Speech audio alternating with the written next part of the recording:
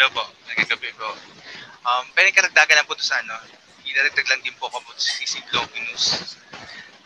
Kasi meron po kaming libro dito sa Angono, naglagay, ito po yan. Gumawa po kami ng libro about sa Holy Week images. So, isa po sa mga sagot sa amin, si San Longino. So, nag-base po kami doon sa karamihan na pinaghalo po namin yung Catholic and then the Orthodox tradition. So, meron daw po siya feast day dito na October 15. Yan lang po. And then, ang katanungan ko po, mga brothers, bakit po karamihan ng mga ibang sect ayaw tanggapin ng history? Kasi pag nanonood po ako ng mga DVD ni Val Melchor, ayaw nila tanggapin yung pinagmulan or history. Lagi sila nagbibase sa biblical. Meron po ba sa Bible na dapat din magbasa tayo sa history? Okay, ang pipiliin ko sasagot ng tanong na yan, una, si Brother Gabriel. Brother Gabriel, bakit ba daw ayaw sa history at laging Biblia lang? Actually, hindi yung paniwala noon nasa Protestant religion pa lang. Lalo na napaka-Bible ng dati kong pananampalataya. So kapag history lang, no, hindi yung paniniwalaan. Kaya nga, sabi ko nga kanina, hindi nila pininiwala yung katekismo natin kasi katekismo lang lang. But kung magiging tapat tayo sa ating puso, mga kapatid, unang-una sa lahat, ang Biblia po, history siya, historical books din po siya. For example, bakit alam natin yung history ng creation? Kasi nabasa natin sa Bible. Isinulat, kaya siya naging history kasi may nagsulat ng history na isulat yung paglalang ng ating mundo o kung ano man. So, historical siya. And then, isa pa, hindi pala kailangan ng history. Tignan nyo po, bakit lalo na I don't know sa ibang mga sekta, pero sa amin sa sekta namin noon, yung sekta kinaanibang ko noon, inaano yung history ng, for example, yung dating mga ngaral ko noon, nabautismuhan ka kaligid sukay, ganyan, nag-iisip sila ng history. And then, may babaguhing aral kasi ayon na turuan daw yung aming mga na ito palang totoong aral ng Diyos. And then, pabalik sa history. Hindi, ito yung natutunan ko noong dati kay Dino and Perez. History yun. And then, ito pa yung masakla. Kapag pagbapatikusin tayo, gagamit sila ng history. So, nagbabatay sila sa history. So, hindi totoo, kapatid, na ayaw nila ng history. Selective lang talaga sila. Gusto nila yung naayon sa nila, sa kanilang aral o sa kanilang paniniwala. Hindi ayon sa may full truth talaga. Kaya ako, tama yung napakinggan ko dati kay Brother Mars na paramihan ng mga protestante ay heretics. No? Nagtuturo ng hindi buong katotohanan. So, for example, nagtuturo ako nun sa dati kong reliyon, si Kristo, Diyos. Pero hindi tinuro yung buong katotohanan patungkol kay Kristo na, for example, sa aral natin na ang Panginoon sa Kristo ay 100% na tao, 100% na Diyos, yung hypostatic union. So, hindi nila tinuturo yung kabuuan. So, heretic yun. So, opposite ng heretic tayo, yung Catholic, kasi false truth. So, kung magbabatay tayo sa katotohanan, sa history, for example, ito pa, kapatid, maraming ipinapakita sa amin ng patungkol sa kasaysayan na ito yung libro ng ganito na pagpuan sa Qumran Cave.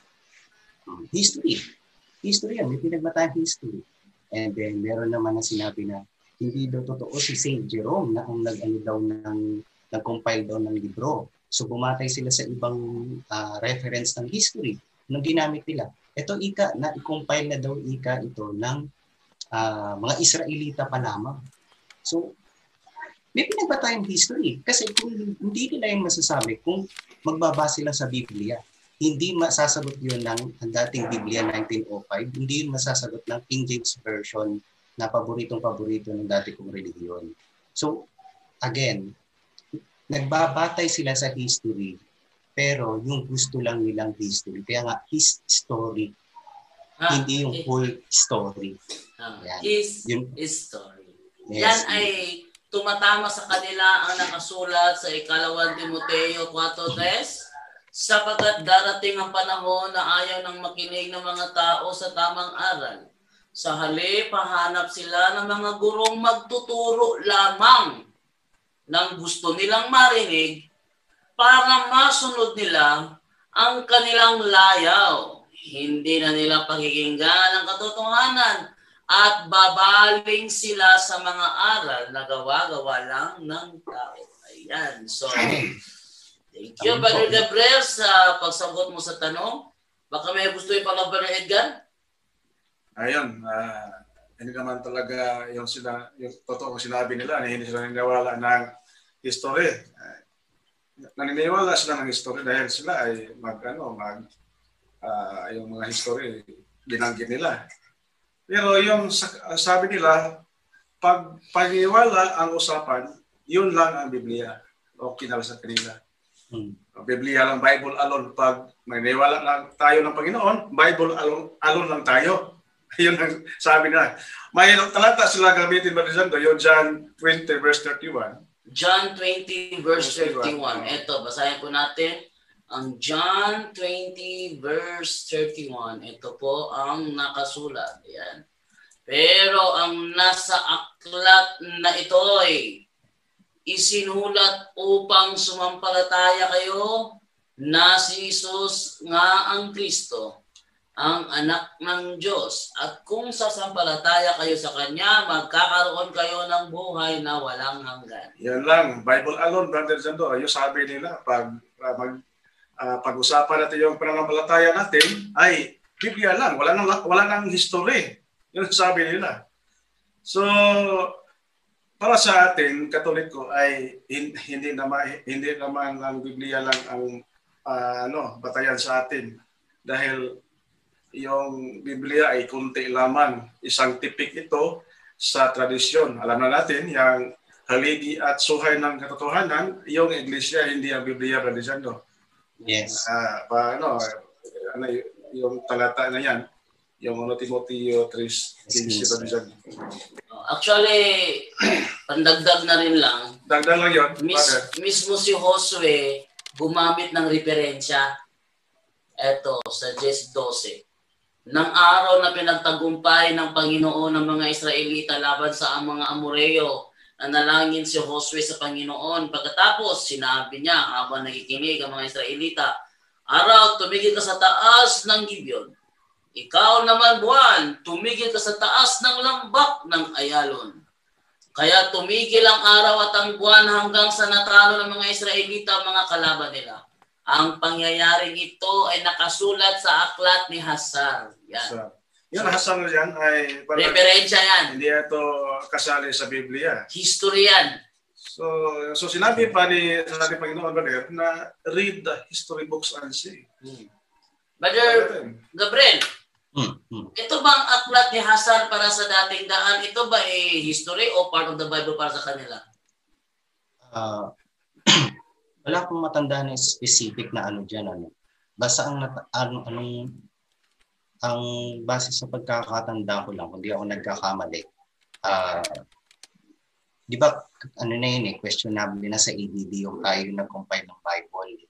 Katunayan, ginagamit nila yung sa Efeso, tapos sa Corinto, hindi daw din, kung tayo daw yung authority ng simbahan, ba't di daw dinagdag yung dalawa na yon. Pati yung dyan sa aklat na yan, sa aklat. Bakit di kung tayong authority? Bakit di dinagdag yung mga hindi naman yun part of the Bible. Pati dadagdag, hindi naman part of the Bible. Kahit nga yung, di ba po sa may ngayon, yung 67th book nila ngayon, yung sa may aklat ng ng Gawa, 15, yung nasulat.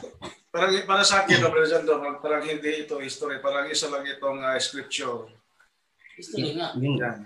Nangyari sa kasaysayan na tumigil ang araw at yun, buong araw hindi siya bumaba hanggang sa natalo ang kalaban. Ito ay nakasulat sa aklat ni Hasar. Parang scripture lang to, parang hindi ito nakasali sa Biblia. bilang ng Bible. Hindi siya nakasali sa bilang ng Bible. Dili ito history ng sa bansa, history ng yung Philippine history, yung world history, hindi ito. Ibang history yun. Ibang history yun. Okay, ang tawag doon ng mga Hudyo, Gemara. Gemara. Okay, thank you, Brother Ace. To make his message known is our responsibility.